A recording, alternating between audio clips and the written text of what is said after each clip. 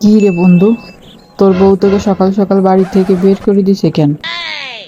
তোর জন্যই তো শালা। তুই তো বলছিলি বউকে খুশি করতে চেন গিফট করতে।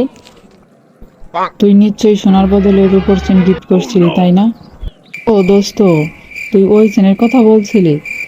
আমি তো ভাবছিলাম সাইকেলের চেন, তাই আমি সাইকেলের চেন কিনে নিয়ে গিয়েছিলাম বন্ধু। মাসিমা, এবারের ভোটটা দিও। এবারের ভোটে জিতলে তোমার জন্য বয়স্ক ভাতার ব্যবস্থা করে দেব। মা রে, নিজের শরীরে চলে না, এই বয়সে ভাতার দিয়ে কি করব আমি? বন্ধু জানিস, আমার দাদু এত বড় গোয়ালঘর ছিল যে সেটার এক প্রান্ত থেকে অন্য প্রান্ত যেতে 3 দিন সময় লাগতো। অত কিছুই না। আমার দাদুর একটা বাঁশ ছিল, যেটা দিয়ে আকাশের মেঘ সরিয়ে রোদ বের করে ধান শুকাতো। তোর মনে হয় না এটা একটু বেশি হয়ে যাচ্ছে? তা সেই বাস রাখতো কোথায় তোর দাদু? কেন, তোর দাদুর গোয়াল ঘরের ভিতর। তোমার ফোন নাম্বারটা একটু দাও না। 18614। এইটুকু কিসের নাম্বার?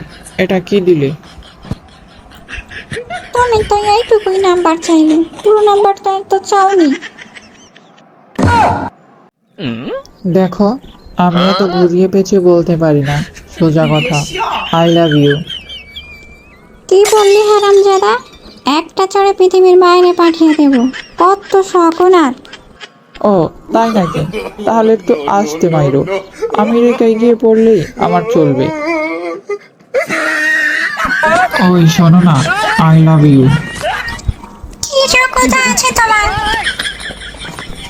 আমি ব্যাংকের মালিক। ও মা, তাই নাকি?